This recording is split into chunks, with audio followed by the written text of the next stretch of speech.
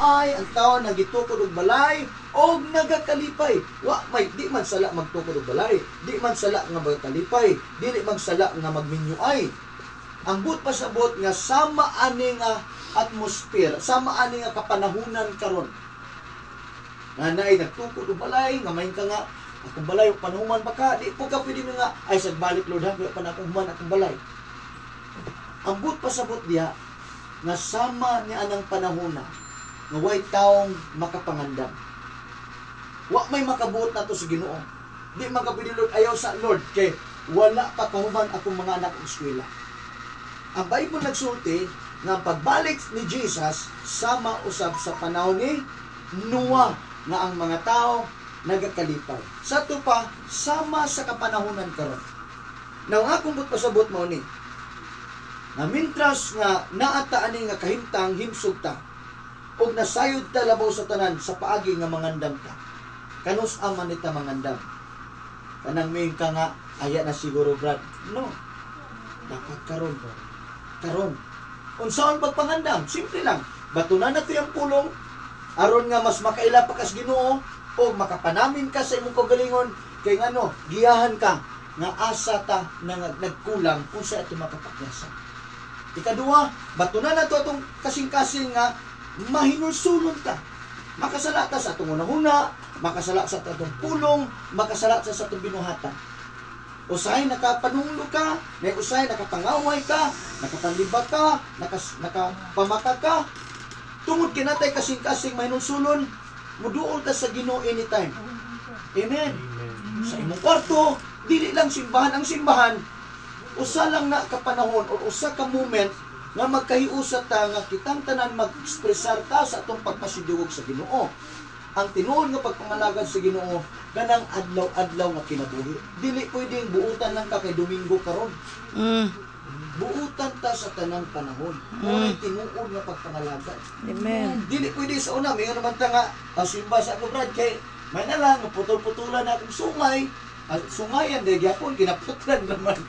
Pero how about kung ato ginang bunluton? Abi niyo magigsunan kining kinabuhi, di pwede atong idula-dula. Mga lagad bitag seryoso sa Ginoo. Kaya after all, matubang na sa Ginoo, ang judgment nato nga atong abtan tungod na puna sa atong desisyon. Kanus aman ta mo imong seryosong desisyon karon. Na dunay yun sa Bible, 2 Corinthians 5 verse 10. Na ang tanan kinahanglan matubang kang Kristo siyang hukmanan. Aron kita pagahukman sumala sa atong binuhatan, dinhi sa yuta maayo ba o daotan. Kita aminado ta nga natay pagkulang, natay kapakyasan. Pero kung wa tay kasing-kasing may nagsulod, delikado atong kinabuhi. Daghang mga tao karon way pakis sa paghinulsol. Buhat ang sala, ala pagpakasala na lang yun. Tanaw ni mo social media, ang mga tao wala na konsensya, wala na pagbati sa Ginoo. Sakto yun sa Bible, na in the last days, perilous time will come. Karon, ngilngig na kayo. Mga bata karon, wa na'y batasan. Mga bata karon, lahi nagpaminsan. Musukol na ginikanan. Sakto yun yung Bible. Nga bisa ng mga kabataan, wala na'y pagtawad sa ginikanan. Mahigugmaon na og mga kwarta. Lovers of money.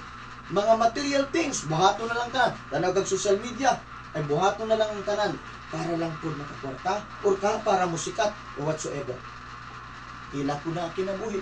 Kung ano ako nang gisultihan, gisulti, tungod kay nagsulti na daan ang Bible.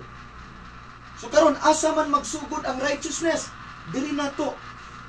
Amen. Diri na to. Kita minta nga, mo ni kung kinabuhi ka na to, mo ni akong kinabuhi. Musugod kay ta nga hantod karon, hantod mamatay tayo, ana tong kinabuhi. Now, therefore, gitagaan tag minsay sa Ginoo aron nga kita makahimo ta sa paghinulsol. Kaya ang panawagan sa Bible, maghinulsol ta. Iyon gali ang Isaiah 1 verse 18-19 in the Bible, duol ka mong tanan kay maghusay kita. Bisan pag-unsa ka itom imong sala, bisan pagdagtong pula imong sala, yun ang Ginoo, papution ko kini sama sa balhibo sa karnero. Amen. Dili ta magilti nga mo ginatong kinabuhi. Magilti ta kung di ta maghinulsol. Amen. Pero kung kita mo submit as Ginoo, Lord, unsa may rason nga miani si Jesus, tungod man kay makasasala ta. Mabitayin si Jesus, I came not to be what? To be served, but I came to serve. kita yang dialagaran aron kita malipay. Aron kita makaduol niya. Amen. Munang gibuhat ni Jesus, gihatag niya ang kaugalingon. Sa